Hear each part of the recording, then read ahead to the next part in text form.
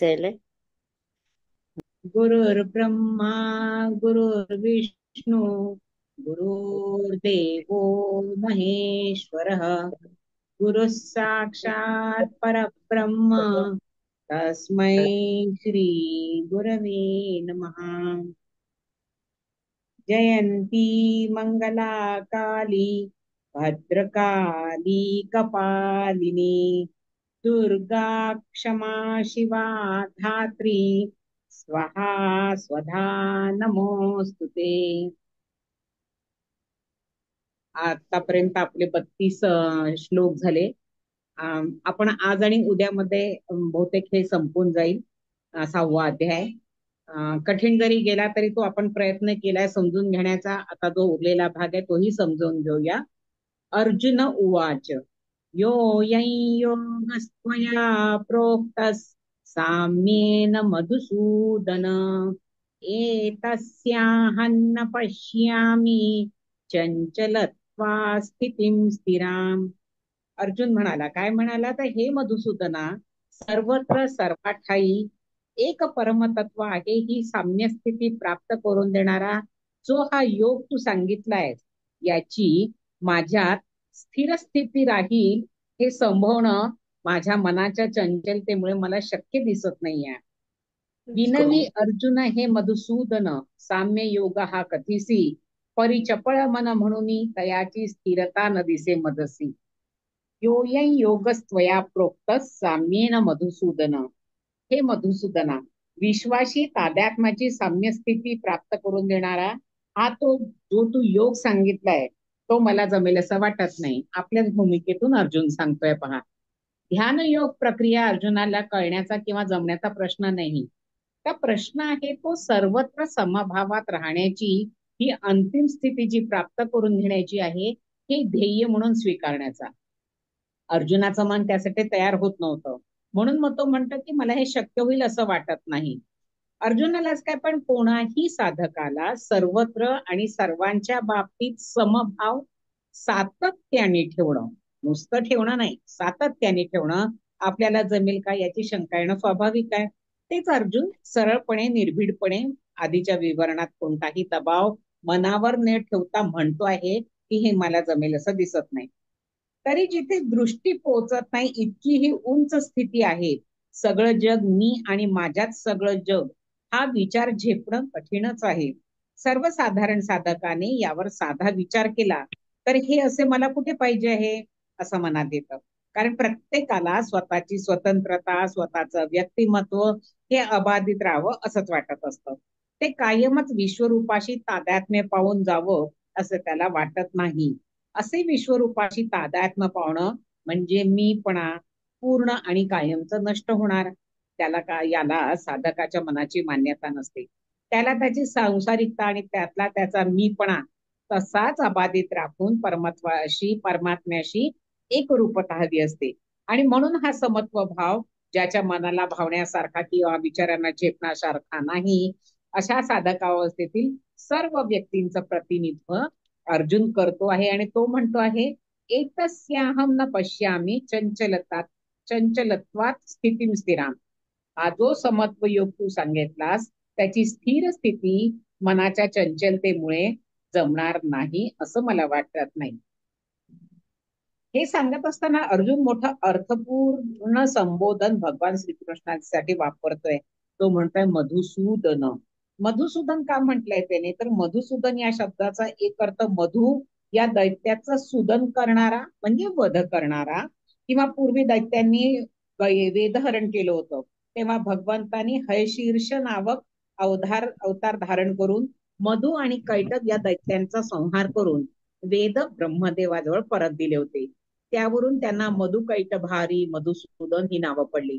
हे भगवान विष्णूंचे नाम आहेत. कृष्ण हा भगवान विष्णूंचा अवतार असल्यामुळे त्याला मधुसूदन असं म्हटलं आहे. इथे हे संबोधन मुद्दाम योजण्याचं कारण मात्र वेगळं आहे. काय कारण आहे ते, तर मधु याचा अर्थ गोड लागणारी गोष्ट म्हणजे आसक्ती. अर्जुनाला असं सुचवायचं आहे की माझ्या या व्यक्तिमत्वाच्या मीपणाच्या आसक्तीरूप मधूचं तू सुदन कर म्हणजे वध कर. कशाचं वध कर, तर आसक्ती रूप हा जो मधु आहे त्याचं. त्याशिवाय हे जाणार नाही. या गर्भित अर्थाने अर्जुन म्हणतं, हे मधुसूदना. समत्व योगावर अर्जुनाचा आक्षेप आहे का? तर समत्व योग हा ध्यान योगाच्या परिपूर्णतेचा अंतिम परिणाम आहे. ही तत्वरूप अवस्था आहे. अर्जुन साधकाच्या मनोभूमिकेचं प्रतिनिधित्व करतो आहे. प्रकृतीच्या अंगाने या गोष्टीची कल्पना करतो आहे आणि त्या प्रकृतीच्या स्थितीतील व्यक्तिमत्वाचा वेगळेपणा जाऊ नये असं त्याला वाटत आहे. त्याच्या त्या स्थितीत परमतत्वाशी कायमची तद्रुपता म्हणजे काय असेल हे उमजणं शक्य नसल्यामुळे त्याची ही अनास्था आक्षेप घेऊन तो प्रकट करतो आहे. समत्व स्थितीच्या विरोधी अर्जुन देत असलेलं कारण. काय कारण देतोय अर्जुन? मला का जमणार नाही? तर असं म्हणत आहे अर्जुन की हा समत्व योग स्थिर स्थितीत राहणं ही अगदी अंतिम स्थिती तू सांगतो आहेस. पण माझी अडचण अशी आहे की प्रारंभी आवश्यक असणाऱ्या गोष्टींपासूनच आहे. मनाची एकाग्रता होणं ही ध्यान योगातील प्रथम साध्य करण्याची गोष्ट आहे. आणि ध्यान योग हे समत्व योग साध्य करण्याचं साधन आहे. मनाच्या चंचलत्वामुळे एकाग्रता साधनच मुळे मला अवघड आहे. त्यामुळे हे पुढच्या सगळ्या स्टेप्स माझ्यासाठी कठीण आहेत. मला ते साधेल की नाही असा प्रश्न अर्जुनाला पडतोय. पंडित सातवळेकर होते, त्यांनी याच्यावर सांगितले की कोणतंही कला कौशल्याचं काम मन एकाग्र केल्याशिवाय उत्कृष्ट होऊ शकत नाही, हे आपल्याला माहिती आहे. यापेक्षा आत्मस्वरूपावर ते केंद्रित करणं कितीतरी उच्च कार्य, म्हणजे मनाच्या चंचलत्वाला आवर घालून ते पूर्ण एकाग्र केल्याशिवाय कसं होऊ शकेल? कोणतंच काम होणार नाही. म्हणून त्यांनी म्हटलं की प्रबल झालेला नौकर स्वाधीन ठेवून त्याच्याकरवी आपल्या हिताचं काम कसं करून घ्यावं हा प्रश्न नेहमीच मालकासमोर असतो. मनाला ताब्यात ठेवून त्याच्याकडून काम करून घेणं हे तर राक्षसाला सेवक करून ठेवण्यासारखं आहे. मन हे केवळ चंचल आहे एवढंच नव्हे तर त्याला आवरणं कठीण करणारे अनेक दुर्गुण त्याच्यामध्ये आहेत. साधकाला मन आवरणं का कठीण जातं हे पुढच्या श्लोकात अर्जुन अधिक विशद करून सांगतोय. अर्जुनाला त्यांनी एकाग्रतेचं आदर्श प्रतीक, ज्याला रोल मॉडेल म्हणतात, असं म्हटलेलं आहे. द्रोणाचार्यांजवळ धनुर्विद्या शिकत असताना एकदा द्रोणाचार्यांनी कापडाचा पक्षी करून उंच झाडावर ठेवला होता आणि शिष्यांच्या धनुर्विद्येतील कौशल्याची परीक्षा पाहण्यासाठी त्यांना त्या पक्षाच्या डोळ्यात बाण मारायला सांगितलं. कित्येकांना तो पक्षी दिसला नाही, कित्येकांना झाडं फुलं काय काय दिसत राहिले. तेव्हा प्रत्येकाला असं उत्तर वेगळं दिलं की द्रोणाचार्य म्हणाले ठीक आहे, नको मारू बाण. आणि मग जेव्हा अर्जुनाला विचारलं तेव्हा अर्जुन म्हणला की मला तर फक्त पक्षाचा डोळा दिसतंय. द्रोणाचार्य म्हणले मग मार बाण. आणि अर्जुनाने पक्षाच्या डोळ्यात बाण मारला. तेव्हा अर्जुनाला शाबासकी देत ते सर्व शिष्यांना म्हणाले की धनुर्विद्येसाठी अशी एकाग्रता हवी आहे. ही गोष्ट इथे का सांगितली ते बघा. अर्जुनाने पुढेही आयुष्यामध्ये मत्स्यभेद इत्यादी प्रसंगातून विलक्षण एकाग्रता करण्यासाठीच मनाचं संयमन दाखवलं होतं. म्हणजे त्याच्याजवळ एकाग्रता होती. तोच अर्जुन मनाच्या चंचलत्वाची प्रबलता आणि त्यामुळे समत्व योग साधणं कठीण आहे असं या श्लोकात प्रकट करतो आहे. हे किती विशेष आहे. मनाचं नियंत्रण करणं किती अवघड आहे आणि का अवघड आहे हे पुढच्या श्लोकात येत आहे. चंचलम हि मन कृष्ण प्रमाति बलवद दृढम तस्याहम निग्रहम मन्ये वायोरिव सुदुष्करम. कारण हे कृष्णा मन जात्याच फार चंचल आहे. शिवाय ते त्यात उठणाऱ्या इच्छांनुसार जबरदस्तीने वाटेल तिकडे नेणारं, घुसळून काढणारं क्षोभक असं आहे. अत्यंत प्रबल, हट्टी, जिद्दी असंही आहे. म्हणून त्याचा निग्रह करणं म्हणजे त्याला आवरणं हे जणू वाऱ्याला आवरण्यासारखं चांगलंच दुष्कर म्हणजे कठीण आहे असं मला वाटतं, असं अर्जुन म्हणतो आहे. चंचळ मन हे बळे छळीत असे अनावरत असे हट्टी मुठी धरावे तरी स्वभावे धावे वाऱ्यावरती सदा हिंडते विषयी रमते निश्चयन टीकू देते कसा करावा निग्रह देवा अशा मनाचा येते. किती सुंदर आहे. मना चंचलत्वाचे आपले गाऱ्हाणे अर्जुन या श्लोकात विशद करून सांगतो आहे. मागच्या श्लोकामध्ये त्याने भगवंतांना मधुसूदन म्हटलं आहे आणि या ठिकाणी त्याने कृष्ण म्हटलं आहे. आता कृष्ण हे संबोधन काय, तर कृष्ण म्हणजे कृष म्हणजे आकर्षित करणं हा धातू आहे. अर्जुनाला असं सुचवायचंय की आकर्षित करून घेण्याचा स्वभाव आणि सामर्थ्य असणारा कृष्णा माझ्या चंचल मनाला तूच आकर्षण करून घेतलंस तर मला त्याला आवरायला सायास पडणार नाहीत, आणि जो तू युग सांगतो आहेस तो शक्य होईल. अशा प्रकारे मनाला आकर्षित करून घेणारा कृष्ण असा गर्भितार्थ असलेले संबोधन वापरून अर्जुन मनाचं चंचलत्वाशिवाय असलेलं इतरही दुर्गुण आणि त्या मनाचे सामर्थ्य या श्लोकात सांगतो आहे. चंचलन ही मन कृष्ण प्रमाथी बलवत दृढम. कारण मन चंचल आहे, ते प्रमाथी म्हणजे बलवान आणि दृढ आहे. चंचलम, मन हे चंचल आहे म्हणजे सतत चळणार आहे, कोणत्याही एका गोष्टीवर स्थित राहत नाही, सतत वेगवेगळ्या गोष्टींवर जाऊन बसणार आहे. त्यामुळे ते कोणत्याही गोष्टीचं ज्ञान करून घेण्यास आवश्यकता असणारे एकाग्रता होऊ न देणारे, तसेच अनेक गोष्टींची आसक्ती आणि विविध चांगले वाईट भाव धारण करणारे असे आहे. एकाग्रतेचं प्रतीक असलेला अर्जुन मनाच्या चंचलत्वाबद्दल श्रीकृष्णांकडे कैफियत का मांडतो? श्रीकृष्णाचा विलक्षण एकाग्रतेचा आणि धरून विद्येतला कौशल्याचा एक प्रसंग आहे बघा. बृहत्सेन नामक राजाची लक्ष्मणा नावाची अत्यंत सुंदर मुलगी होती. तिच्या स्वयंवराला अर्जुन श्रीकृष्णासह अनेक वीर राजे आले होते, आणि तिच्या स्वयंवरासाठी सुद्धा मत्स्यभेदाचाच पण लावलेला होता. अर्जुनाने द्रौपदीच्या स्वयंवरामध्ये मत्स्यभेद करून दाखवलेला होता. द्रौपदीच्या स्वयंवरासाठी मत्स्य फिरत असलेले वरचे यंत्र आणि त्या खाली ठेवलेल्या भांड्यात त्याचे पडणारे प्रतिबिंब असे दोन्ही पाहून अंदाज घेऊन तो मत्स्यभेद अर्जुनाने केला होता. पण लक्ष्मणाच्या स्वयंवरासाठी राजाने जे यंत्र करून घेतलं होतं त्याची रचना अशी होती की मत्स्याच्या बाजूच्या भागामध्ये लावलेल्या तारा, काटक्या यामुळे खालून वरचा मत्स्य दिसतच नव्हता. फक्त खाली पाण्यात मत्स्याचे प्रतिबिंब दिसत होते, आणि तेवढे पाहूनच तो मत्स्यभेद करायचा होता. आता सर्व राजांनी वीरांनी प्रयत्न केले, नाही जमलं. अर्जुनाने खूप एकाग्रता करून प्रयत्न केला, पण त्याचा बाण फक्त मत्स्याला स्पर्शून गेला, त्याचा भेद केला नाही. त्यानंतर श्रीकृष्ण उठले. त्यांनी सहजतेने धनुष्य हातात घेतलं आणि पाण्याच्या प्रतिबिंबात पाहत मत्स्यभेद केला.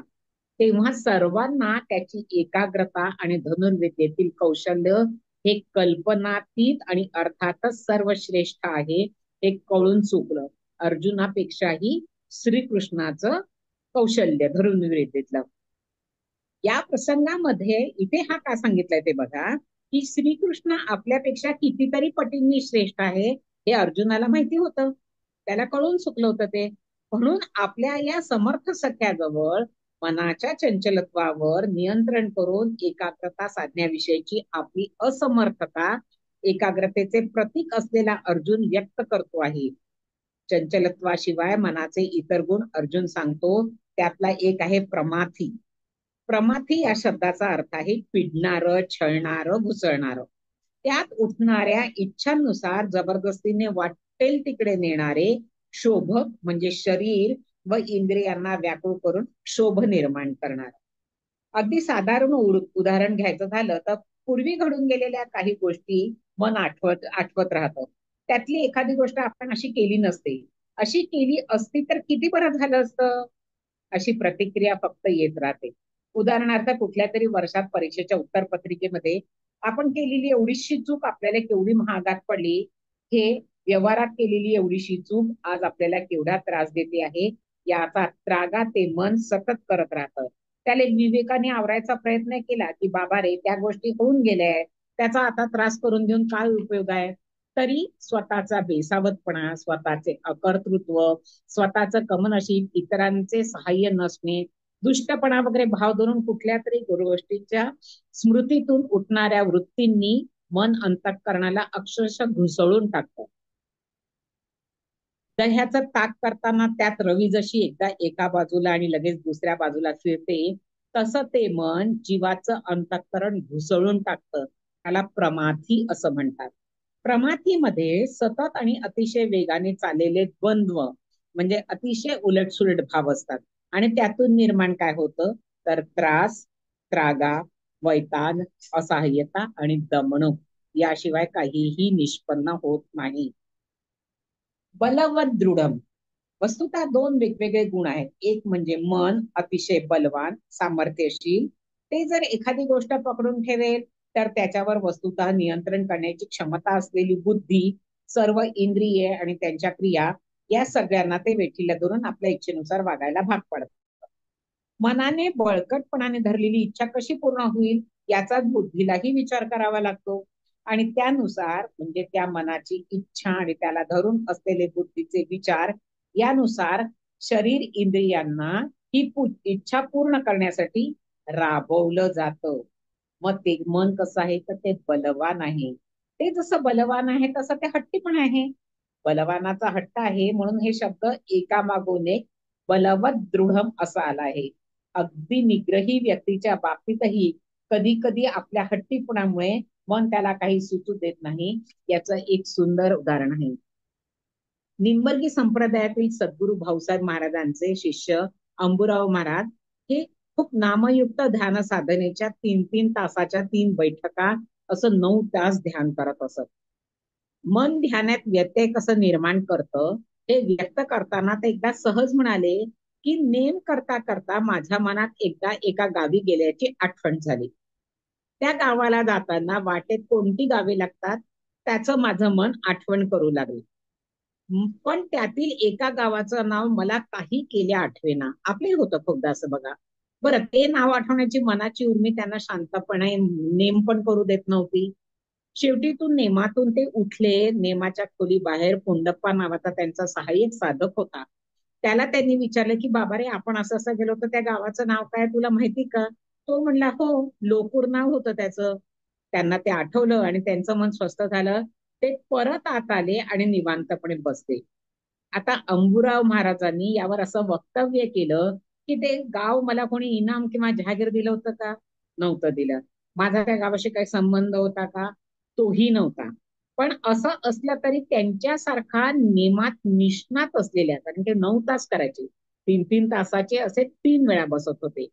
नेमात निष्णात असलेल्या, दीर्घकाळ सातत्याने नेम करत असलेल्या व्यक्तीला सुद्धा त्या बलवान आणि दृढ मनाने हट्ट करून नेमात अकारण व्यत्यय आणून चक्क उठवून बाहेर आणलं होतं. म्हणजे हे मन बलवत आणि दृढ कसं आहे ते बघा.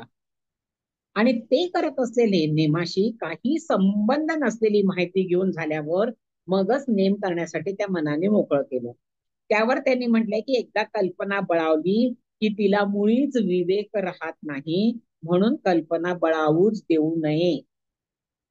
केवळ साधकांना उपयोगी पडावं म्हणून या अंबुराव महाराजांसारख्या थोर व्यक्ती ध्यानात काय होऊ शकते हे आपल्या जीवनातील प्रसंगाच्या आधारे न संकोचता, म्हणजे त्यांना कोणी नावं पण ठेवू शकतं पण तसं न करता केवळ साधकांना सावध करायचं म्हणून त्यांनी ही आपली कथा सांगितली.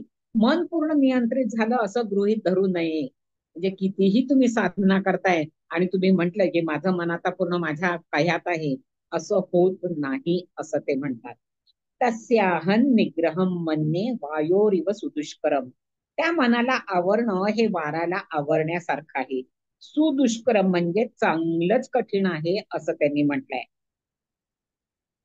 मनाचं खूप सुंदर वर्णन खरं म्हणजे शेतकरी कुटुंबात राहणाऱ्या बहिणाबाई चौधरींनी केलेलं आहे.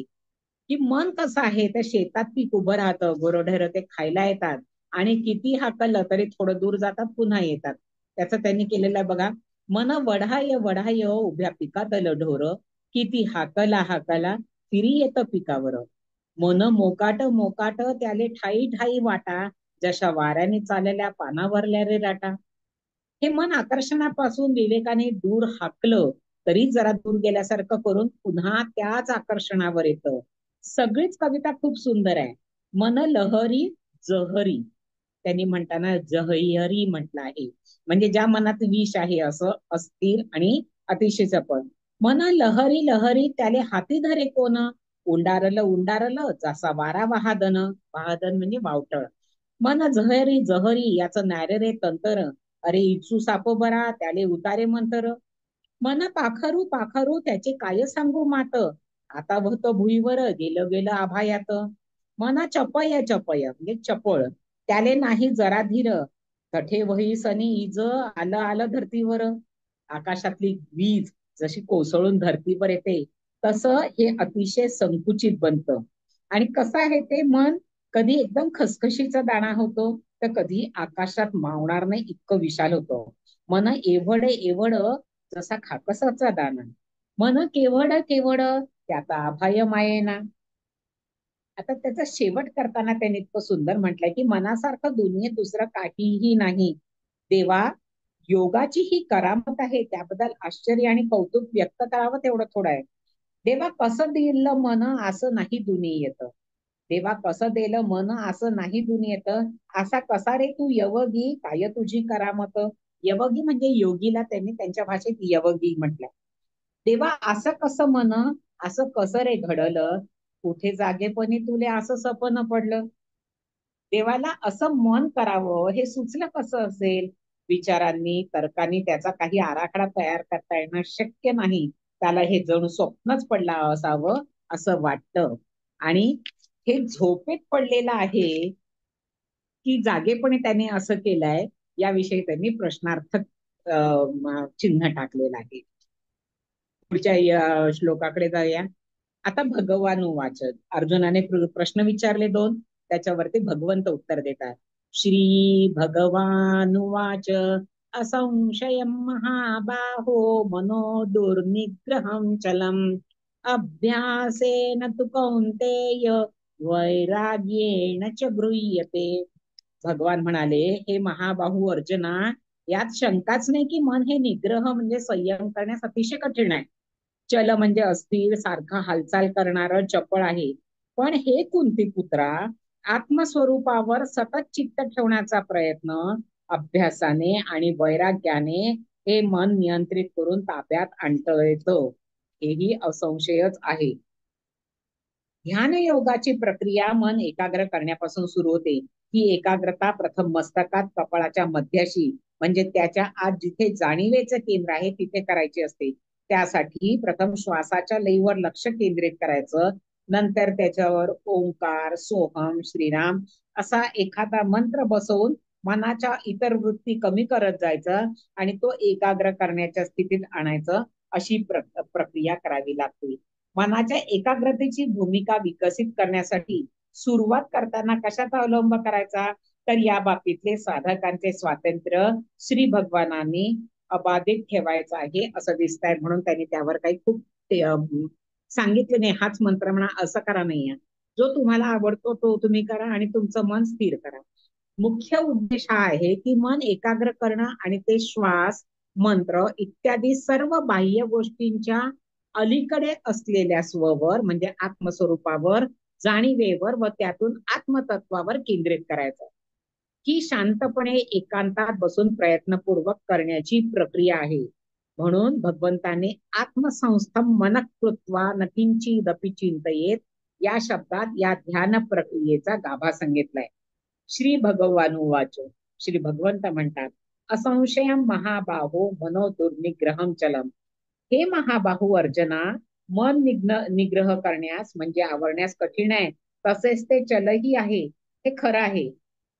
आता जेव्हा त्यांनी मधुसूदन किंवा श्रीकृष्ण कसं का म्हटलं हे जसं सांगितलं तसं त्यांनी भगवंतांनी अर्जुनाला महाबाहू का म्हटलं, तर महाबाहू म्हणजे ज्याचे बाहूंचं सामर्थ्य ज्याचे महा आहे म्हणजे खूप मोठा आहे, असा कोण, तर तो अर्जुन. तो खरोखरच अत्यंत सामर्थ्यवान होता.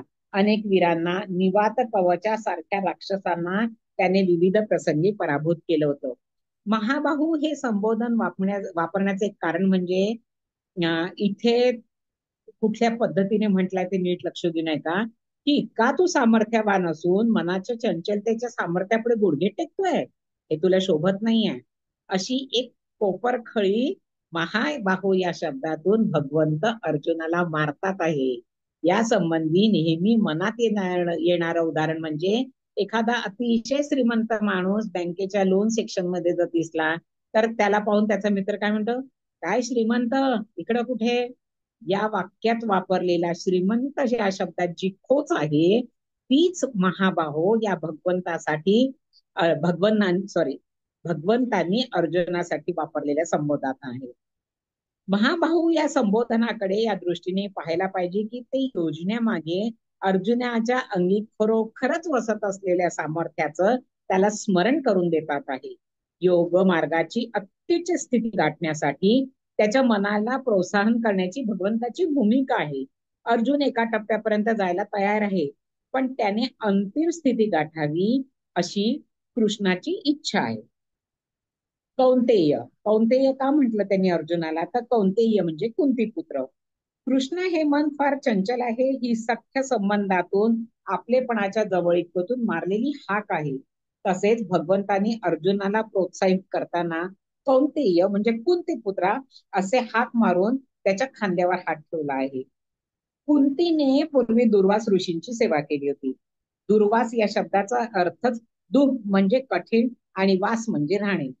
ज्याच्या जवळ वास करणे कठीण आहे तो दुर्वास. हे दुर्वास ऋषी महातपस्वी होते, पण ते झटकन कोणत्याही कारणाने रागवत असत आणि प्रसंगी शापही देत असत. अशा ऋषींची सेवा करताना कुंतीने कुठलीही चूक केली नव्हती आणि एवढ्या भक्तीने तन्मयतेने सेवा केली होती की शाप देण्याचा स्वभाव असलेल्या त्या ऋषींनी कुंतीला वरदान दिलं होतं आणि त्या वरांनीच पांडवांचे जन्म झाले होते. म्हणून भगवंत इथे कौंतेय हे संबोधन वापरून अर्जुनाला आठवण करून देतात आहे की अरे तन्मय होऊन अचूकपणे कर्म करणाऱ्या कुंतीचा तू पुत्र आहेस ना, तिच्या या गुणांचीच परंपरा चालवून साधना करशील तर अंतिम स्थिती नक्की प्राप्त करून घेशील. मनो दुर्निग्रहम चलम. भगवान श्रीकृष्ण हे महाभारत काळातले सर्वोत्कृष्ट वक्ते होते. कर्म, भक्ती, योग, ज्ञान याबरोबर राजनीती, व्यवहार चातुर्य या सगळ्यामध्ये धनुर्विद्येचं ज्ञान, वक्तृत्व कलेतही परिपूर्ण होते. त्यांचे शब्दांचे बाणही अचूक लागत असत. अर्जुनाचा लक्षवेध करताना म्हणजे आपले म्हणणे त्याला पटवून देताना प्रथम ते त्याच्या भूमिकेला सांभाळून घेतात आहे. जणू त्याचं म्हणणे मान्य करतात असं वाटतं. अर्जुन जे म्हणाला मन अतिशय चंचल आहे आणि निग्रह करण्याला कठीण आहे, तेच त्याचे शब्द वापरून भगवंत म्हणतात आहे अर्जुना निसंशयपणे मन चल आणि अस्थिर आहे. आता पुढे ते आपलं म्हणणं त्याच्या गळी कसं उतरवतात आहे ते बघा, की प्रथम दुसऱ्याचे म्हणणे मान्य केल्यासारखं दाखवणं आणि नंतर आपलं म्हणणं त्याला मान्य करायला लावणं, या प्रकाराला मराठीत पडी घेऊन उलथवणं असं म्हणतात. म्हणजे कुस्तीचा एक गेम असतो ना, त्यामध्ये काय करतात, तरबेज असणारा व्यक्ती काय करतो, पहिल्यांदा स्वतः पडतो आणि दुसरा आपला प्रतिस्पर्धी जेव्हा बेसावध होतो तेव्हा त्याला लगेच त्याचा डाव उलथवून टाकतो. तसं इथे ठरतात आहे. अर्जुनाचं म्हणणं कृष्ण जवळजवळ मान्य करतो आहे. तो मान्य करतो आहे की काय, मन हे अस्थिर आहे. फक्त अर्जुन जे मन चंचल आहे असं म्हणाला, त्याऐवजी कृष्ण म्हणाला मन चल आहे. चल म्हणजे चळणारे, हलणारे, चंचल म्हणजे सततच चांगलेच चळणारे. पुन्हा पुन्हा चलती इति चंचल हा. अर्जुनाच्या चंचल या शब्दातील च हा उपसर्ग काढून टाकून कृष्णाने त्याचे केवळ चल असं स्वरूप ठेवलं. चंचल हा दुर्गुण आहे, तर चल हा स्वभाव आहे. मनाचा चंचल या दुर्गुणाला कृष्णाने चल म्हणून सौम्य केलं आणि त्याला चपळ म्हणून ज्ञानेश्वर महाराजांनी त्याचा स्वाभाविक गुण आहे असं दाखवलं. चपळपणे मनाचे मोडिता मोडवेना, सकळ स्वजन माया तोडिता तोडवेना. घडी घडी बिघडे हा निश्चयो अंतरीचा, म्हणून करुणा आहे बोलतो दीनवाचा, असं समर्थांनी सांगितलं आहे. त्यांनी अजूनही पुढे म्हटलं होतं की मन माझे चपळणार आहे निश्चळ, घडी एक पळी पळ स्थिर नाही. आता तू उदास नव्हे नारायण, धावे मज दिना गांजियले.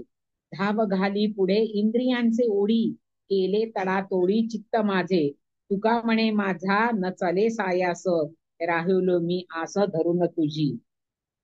प्रत्येक देवाची विनवणी करणारे जे संत होऊन गेले ते सगळेजण या चंचलत्वावर बोलतात आहे. अभ्यासेन तू कौंतेय वैराग्येन च गृह्यते. अर्जुना, अभ्यास आणि वैराग्य या उपायांनी चंचल मन ताब्यात आणायचं आहे. अभ्यास वैराग्याम तन्निरोधा, मनावर नियंत्रण ठेवणं, त्याला ताब्यात आणणं, याचा अर्थ त्याच्या वृत्तींवर नियंत्रण ठेवता येणं हाच होय.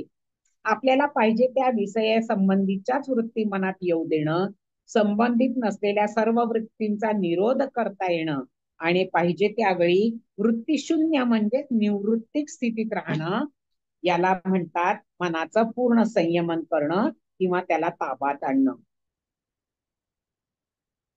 वैराग्य, ईश्वर तत्वाचं परमतत्वाचं आकर्षण सोडून देण्याचा प्रश्न यात नाही, म्हणून रामकृष्ण परमहंस हे समजावून सांगताना म्हणतात, संसाराचा अर्थात त्यातील उपभोग आणि मान्यतेचा आकर्षणाचा विराग आणि ईश्वराचा अनुराग या दोहोंनी मिळून वैराग्य पूर्ण होतो. लहान मुलं समुद्रकिनारी जातात, रेतीत घर बांधतात, हे आमचं घर, हे तुमचं घर, आपली हद्द त्याची हद्द करून खेळतात, भांडतात, सगळं करतात, मग्न होऊन जातात ते पूर्ण. आणि जेव्हा घरी जायची वेळ येते तेव्हा आपल्या खऱ्या घराच्या ओढीने त्यांनी वाळूत बांधलेल्या घरावर ते स्वतः नाचतात, ती मोडतात आणि सर्व सोडून ते परत येतात.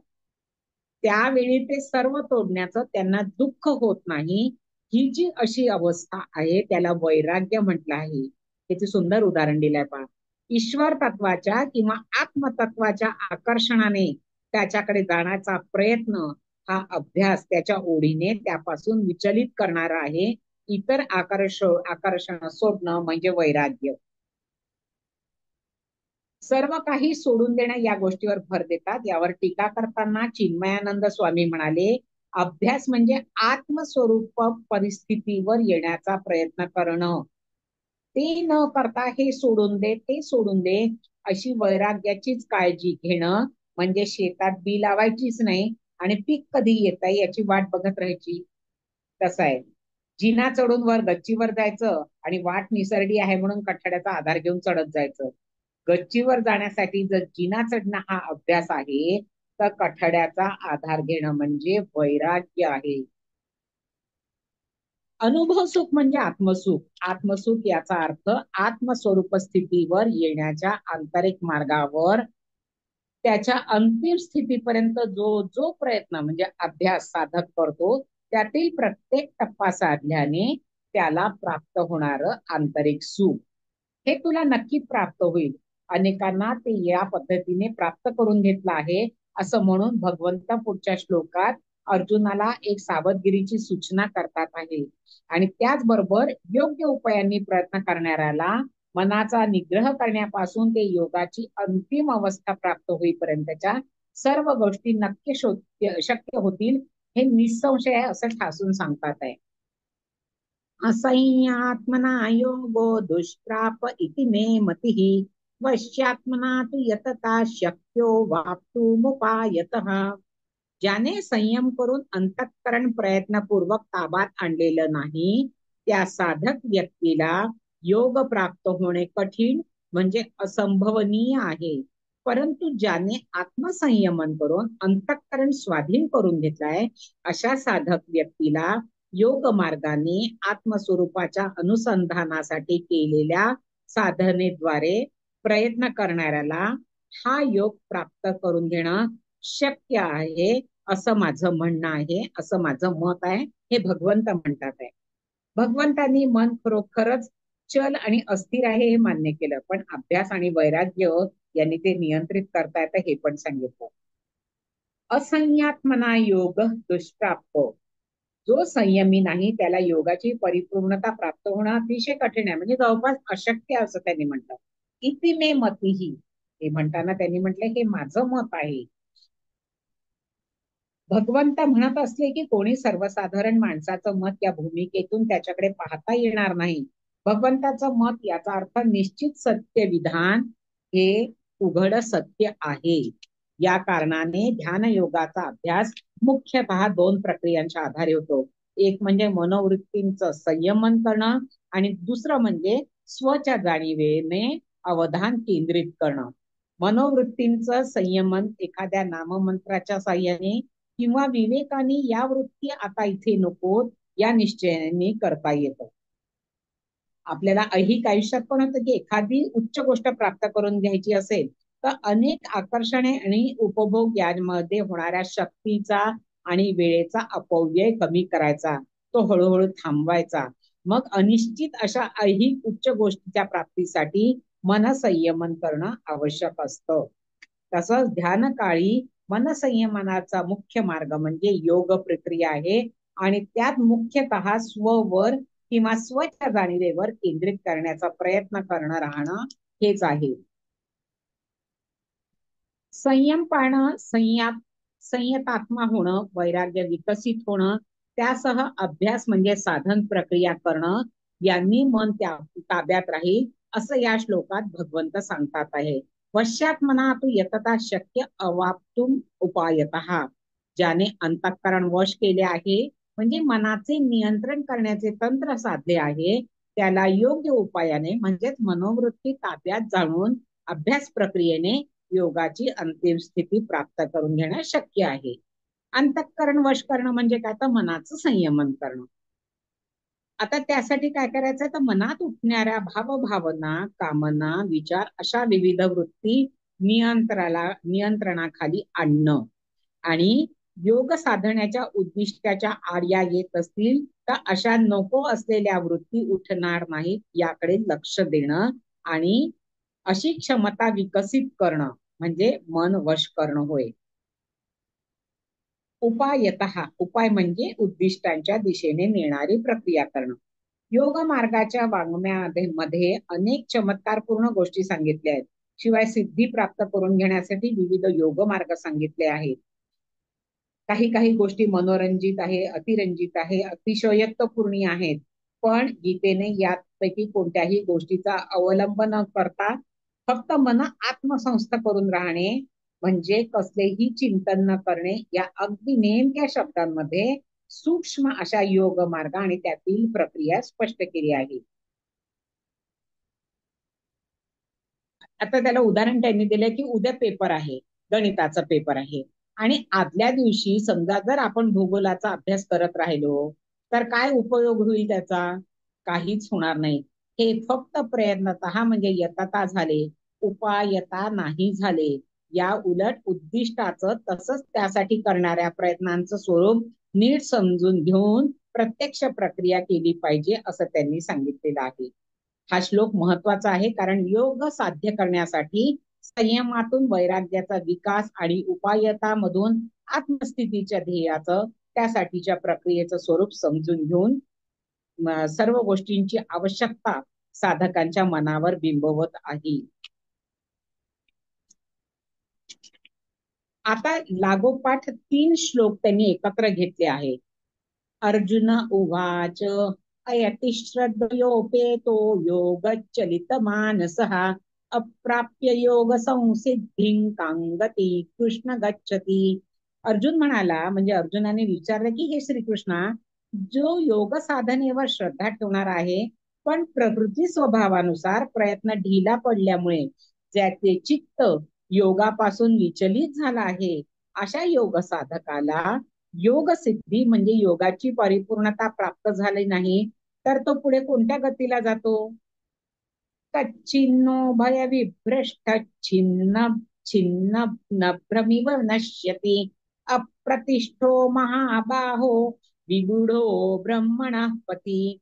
हे महाबाहू भगवान श्रीकृष्ण, ब्रह्म म्हणजे परमात्मा स्वरूपाच्या प्राप्तीच्या योग मार्गावर चालत असताना मध्ये जोर करून उठणाऱ्या सांसारिक वृत्तींमुळे विशेष मोहित होऊन भांबावलेला आणि योग साधनात काय करावं हे कळेनासा झालेला प्रापंचिक आकर्षणाची प्रवृत्ती आणि योग साधनेतील प्रगती म्हणजेच प्रपंच परमार्थ या दोहोंनाही मुकलेला असा हा दोन्हींपासून आश्रयरहित झालेला जो साधक आहे, हा छिन्न विच्छिन्न झालेल्या ढगाप्रमाणे मध्येच नाश तर पावत नाही ना. एतन्मे संशयं कृष्ण छेत्तुर्महस्य शेषतः त्वदन्यः संशयस्यास्य छेत्तान युपपद्यते. हे कृष्णा, माझा हा संदेह समूळ म्हणजे काहीही शेष न ठेवता छाटून टाकण्यास तू समर्थ आहेस, कारण या संशयाला छेदून टाकणारा तुझ्याशिवाय दुसरा कोणी मिळणं संभवतच नाही. आता याच एक छोट्या भावार्थ गीतेत सांगितलेलं ते सांगते. मज सांगावे तन मन जीवे अनन्य भावे झटला परिप्रयत्नी न्यून राहून योगच्युत जो झाला. श्री जनार्दना तो पावे ना तरी योग सिद्धी ते अनन्य गती का तया साधका, गती कोणती मिळते. प्रपंची विटे तेवी न भेटे, योग सिद्धी ही त्याते, निराधार जो मोह पावला, क्रमिता ब्रह्मपथाते. जसे अकाळी अभ्र निराळी आले विरून जाते, प्रयाण काळी तसे तयाचे अधपतन का होते. तूची केशवा संशय माझा, समूळ हा फेडावा, फेडील असा न दिसे कोणी, तुझा तुझ विन देवा. या 3 श्लोकांच्या मालिकेद्वारे अर्जुन भगवंताला विचारतात आहे की या जन्मात श्रद्धावान साधकाला जर योग ज्ञानाची पूर्णावस्था प्राप्त झाली नाही तर त्याची गती पुढे काय होते, तो नाश तर पावत नाही. आता इथे अर्जुनाने मनाच्या चंचलत्वामुळे योगाची परिपूर्ण स्थिती प्राप्त होणं असंभवनीय आहे असा स्वतः जे विधान केलं होतं ते मागे घेतलं. आता त्याला ते पटलं आहे. अभ्यास आणि वैराग याने मनाच्या वृत्तींवर काबू ठेवून ज्याने अंतःकरण वश करून घेतला आहे अशा योग साधकाला योग्य उपायांसह प्रयत्न केल्यास पूर्ण योग्य स्थिती साधता येईल असे सांगून भगवंतांनी योग साधकांना प्रोत्साहित केलं आहे. हे प्रतिपादन अर्जुनाला पूर्णपणे मान्य झालं आहे. मग भगवंताकडून हे सर्व ऐकूनही सर्वाच्या अंतरस्थितीला निहाळून अर्जुन सावध होतो आहे आणि येथून पुढे प्राप्त असलेल्या आयुष्यामध्ये आपल्याला ही उच्च योग स्थिती पूर्णपणे प्राप्त होईल असं तो गृहीत धरत नाहीये. खरे तर सर्व साधकांच्या वतीने हा अर्जुनाचा प्रश्न आहे. आपण नेहमी म्हणतो की अर्जुन हा आपला प्रतिनिधित्व करणारा होता की या मार्गावरून चालताना जर हे जीवन संपण्याच्या वेळी योग ज्ञान स्थिती पूर्ण साधली गेली नाही तर मग मृत्यूनंतर योग साधकाची काय गती होईल असे अर्जुनाच्या मनात आलं आणि त्याने ते आपल्या प्रिय सख्या श्रीकृष्णाला सरळ सरळ विचारलेलं आहे. या विचारणातून श्रीकृष्ण सर्वज्ञ आहे आणि निश्चयपणे उत्तर देईल हा त्याच्या मनातला विश्वास सुद्धा इथे प्रगट होतोय. बरं, अर्जुन स्वतःच्या मोठेपणाचा कर्तृत्वाचा अहंकार बाळगत नाहीये. आपल्याला कदाचित हे साधणार नाही हे प्रगट करताना आपली अक्षमता कुठेही तो दडवण्याचा प्रयत्न पण करत नाहीये. उलट एवढा मोठा मान्यता पावलेला वीर असूनही तो त्याला वाटणारे त्याची अक्षमता स्वच्छपणे प्रगट करतो आहे. यातून अर्जुनाच्या सरळपणाबरोबर त्याचं अमानित्व, अदंभित्व वास्तव धरून चालण्याची प्रवृत्ती प्रगट होते. हे त्याचं खरं मोठेपण आहे. श्रद्धेया उपेत काही समजून न घेता केवळ भावनात्मक पातळीवरील भोळी बाबडी श्रद्धा ठेवणारा अर्जुन नव्हे. शंकराचार्य विवेक चूडामणी ग्रंथात केलेल्या श्रद्धेच्या व्याख्येनुसार शास्त्र आणि त्यावर आधारित गुरुवाक्य हे सत्य आहेत अशी बुद्धीची धारणा होणं म्हणजे श्रद्धा आहे. आणि वस्तूचा म्हणजे परमतत्वाच्या साक्षात्काराचा त्यानंतरच लाभ होतो. शास्त्रस्य गुरुवाक्यस्य सद्बुद्ध्यवधारणं सा श्रद्धा कथिता सद्भर्यया वस्तुपलभ्यते हे विवेक चूडामणी ग्रंथात सांगितलंय. आणि अर्जुनाची श्रद्धा अशी डोळस आहे. भगवान श्रीकृष्णांचं योग प्रक्रियेबद्दलचं विवेचन त्याला कळलं आहे, त्याला पटलं पण आहे आणि हे सत्य आहे अशी त्याच्या बुद्धीची धारणा पण झालेली आहे. तो बुद्धिमान असल्यामुळे ज्ञानमार्गाच्या दृष्टीने श्रद्धावंत तो आहेत, पण भगवंत श्रीकृष्णाबद्दल त्याची सख्य भावनेसह श्रद्धा देखील आहे. म्हणून मित्र आहे भगवंत श्रीकृष्ण, त्याचा मित्र आहे म्हणून जाऊ दे उडवून दिलं त्याचं वाक्य असं नाही, तर त्याची त्याच्यावर तेवढी श्रद्धा पण आहे. सर्व साधकांच्या वतीने अर्जुन विचारतो आहे अयती म्हणजे ज्याच्याकडून पुरेसा प्रयत्न केला नाही असा साधकाचं काय होतं किंवा काय होऊ शकेल.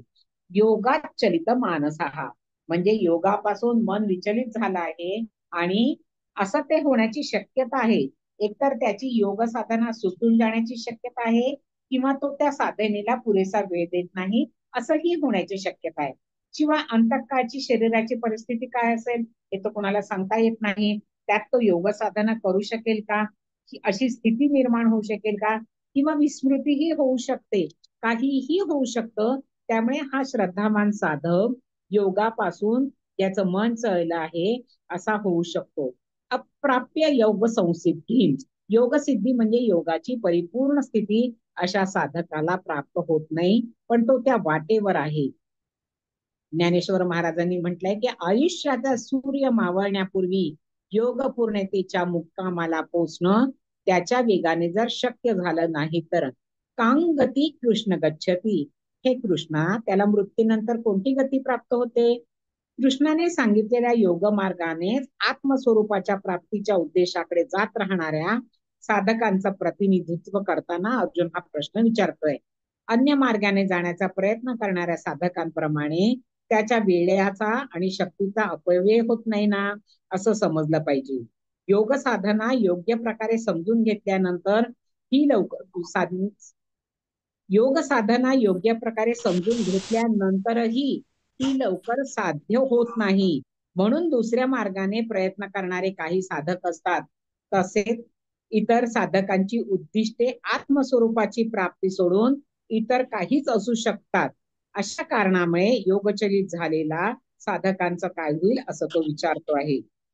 वेगवेगळ्या प्रकारच्या उपासना करण्यासंबंधी रामकृष्णांनी एकदा विधान केलं. ते म्हणाले की जमीन खणून पाणी काढायचंय. मग काय करायला पाहिजे? मग एके ठिकाणी 5 फूट खणलं, तिथे नाही लागला, दुसऱ्या ठिकाणी खणलं, असं 10 ठिकाणी तुम्ही 5 फुटावर खणलं, 50 फूट तर झालेलं आहे. पाणी लागेल का? तर नक्कीच लागणार नाही. कारण पाणी लागायचं असेल तर तुम्हाला एका ठिकाणी 50 फूट खोल खणत जावं लागेल. आणि अर्जुन अशा 10 ठिकाणी 5-5 फूट खणणाऱ्यांबद्दल विचारत नाही. एका ठिकाणी पण पुरेशी शक्ती न वापरता कमी वेगानं खणणाऱ्यांच्या बाबतीत तो बोलतो आहे. त्याचं हे काम म्हणजे अर्जुनाच्या बाबतीत योग साधनेचा प्रयत्न त्याच्या आयुष्याशी विशिष्ट वेळेत पूर्ण झालं नाही तर कांगती, त्याच्या बाबतीत काय होऊ शकतं मृत्यूनंतर, असं त्याला कोणती गती प्राप्त होते हे विचारतो आहे. हिंदू धर्मात मानल्या जाणाऱ्या पुनर्जन्माविषयी प्रश्न विचारला जातोय. हिंदू धर्माने पुनर्जन्म ही केवळ कल्पना म्हणून मांडलेली नाही, तर ते वास्तव सत्य म्हणून स्वीकारलं आहे. कला आणि अध्यात्म स्थिती हे जन्मानुजन्म करत असलेल्या प्रयत्नातून उत्क्रांत होत जातं असं सांगितलं आहे. आणि उत्क्रांतीच्या दिशेने जात असणाऱ्या विद्यमान जन्मात जर विपरीत किंवा अयोग्य कर्म केली तर त्याची अधोगती होऊ शकते, हे त्यांनी सांगितलं आहे. ऊर्ध्वगती म्हणजे चांगल्या कर्माच्या संस्कारामुळे अंतःकरण चांगल्या प्रकारे उत्क्रांत झालेलं असतं. ब्रह्मणपथी म्हणजे ब्रह्माशी परमात्म स्वरूपाशी एकरूपता अनुभवण्याच्या योग मार्गावरून चालत असलेला साधक.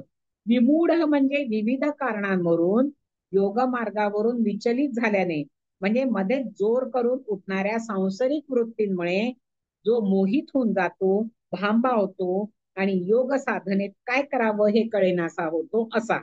महाबाहो, हे महाभाऊ श्रीकृष्णा, त्याचे पुढे काय होते हे मला तुला विचारायचं आहे. महाबाहूचा मागेच आपलं झालेलं आहे. कृष्णाला का संबोधलं होतं? उभय विभ्रिष्ट हा प्रापंचिक आकर्षणे उपभोग प्रवृत्ती क्षीण झालेला साधक सांसारिक सुखांमध्ये रमणाच्या सर्वसाधारण प्रवृत्तीला मुकलेला असतो. त्याचप्रमाणे तो योग साधनेची परिपूर्णतेलाही पावलेला नसतो. मध्येच त्याचे मन योगापासून चलित होऊ शकतं, वा उभय म्हणजे दोन्ही सुखांना म्हणजे प्रापंचिक आणि योग ज्ञानात्मक सुख यांना मुकलेला योग साधक.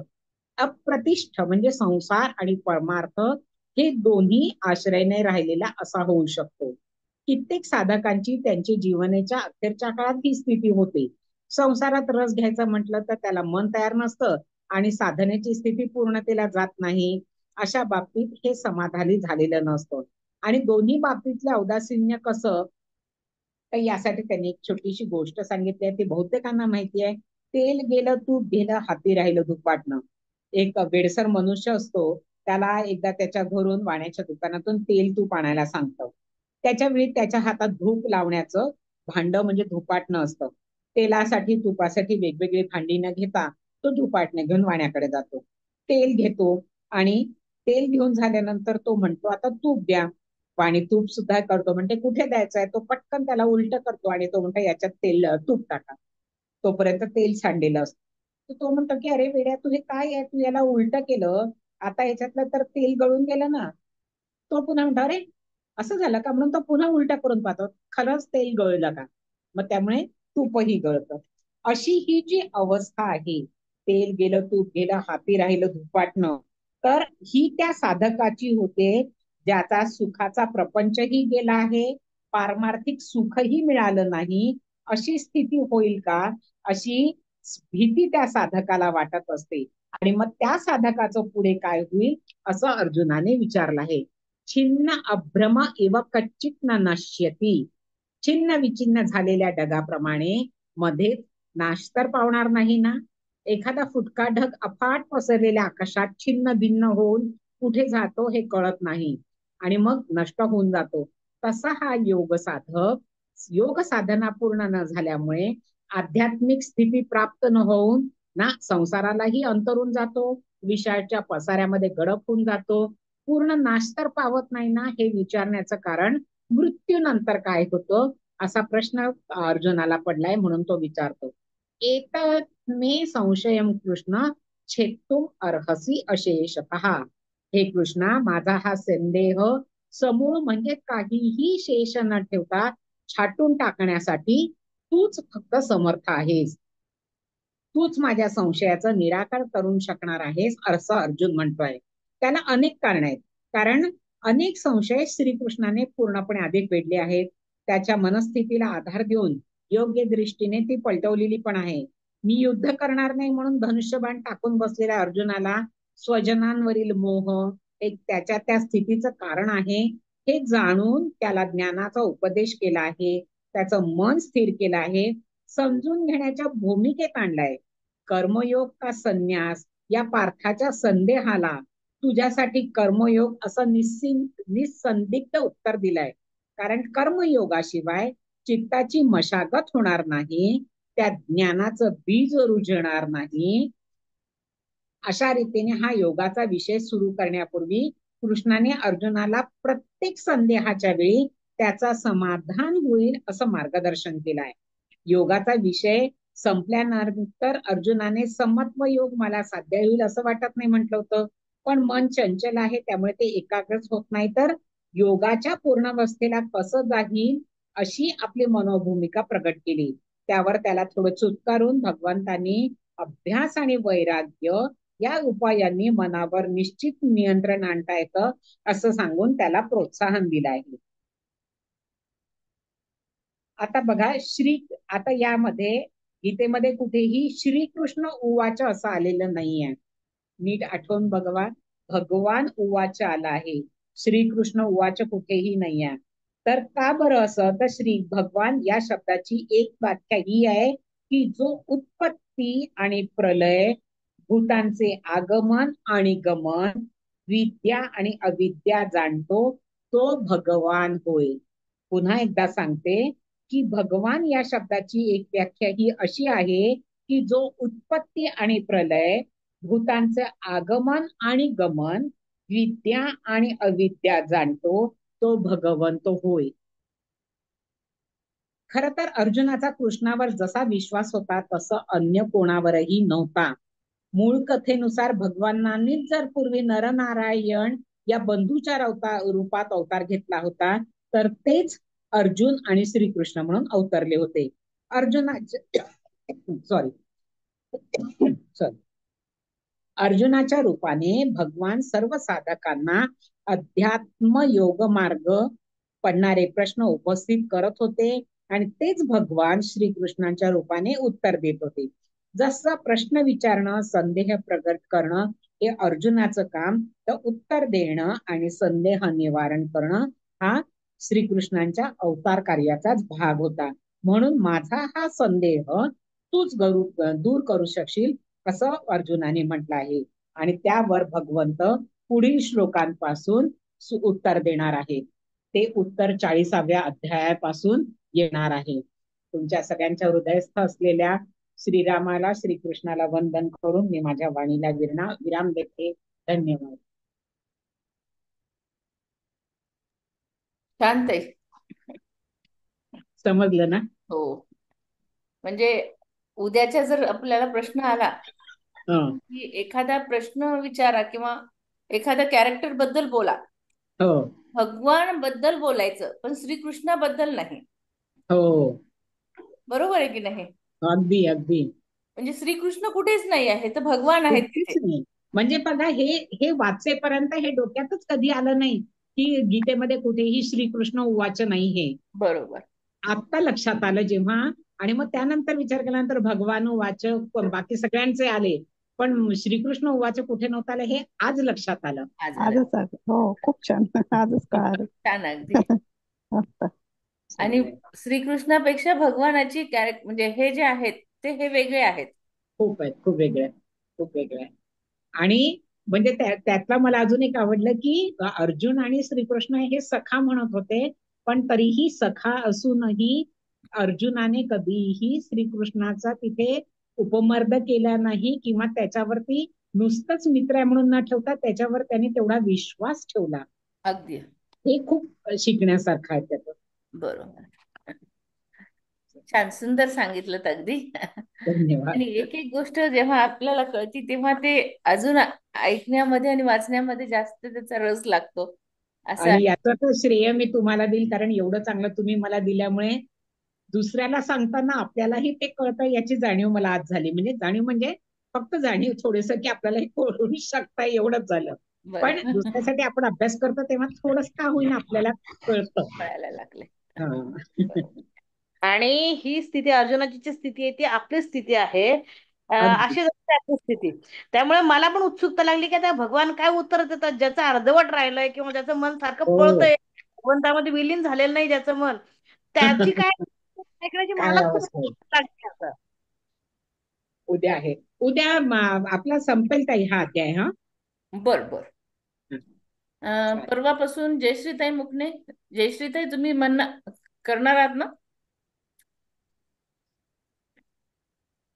ताई मागच्या श्लोकामध्ये कुंतीबद्दल थोडं सांगितलं ना त्या श्लोकात, हा. तसंच कुंती ज्या पुत्र. ठिकाणी हा. सांगितलंय थोडं थोडं सगळं संग्रह करायचं एका ठिकाणी मग. बरोबर हो. अगदी बरोबर आहे. हा. कुंती पुत्र का हळूहळू जो म्हणतात ते. संग्रह हा आणि विशेष म्हणजे आपल्याकडे मनीषाताई बाकीचे जे पात्र आहेत याबद्दल बोलणार आहेत. हो हो हा. हो. हम्म. आता आपण ह्या ह्या शनिवारी तर आपला दसरा आहे. हो पण पुढच्या शनिवारपासून आपण पात्रांचा परिचय घेऊयात. हो हो. आपल्याकडे दोन नावं आलेली आहेत. एक तर शुभदाताई हे आहेत दीक्षित आहेत वाटतं. वसुधाताई ना. वसुधाताई, हा सॉरी, वसुधाताई हा. देशपांडे आणि मनीषाताई. बर. दोन नावं आलेली आहेत, तर त्यांच्याकडून आपण दर शनिवारी आपण विवेचन रूपामध्ये हो हो. पात्राचं घेऊया. विवेचन ऐकूया. परीक्षा होईपर्यंत. बरोबर. अगदी अगदी. चालेल चालेल, बिलकुल. जयश्रीताई, हो हो रेडी आहात ना तुम्ही? हो हो. हो. तुमचा मी 7वा वाचून अध्याय. दाखवून काही आ? वाचून दाखवाल म्हणलं. हा, नुसतं वाचून नका दाखवू. नाही दोन. नाही, सांगा ना थोडंफार जसं जमल तसं, जास्त हा, नाही खोलात पण.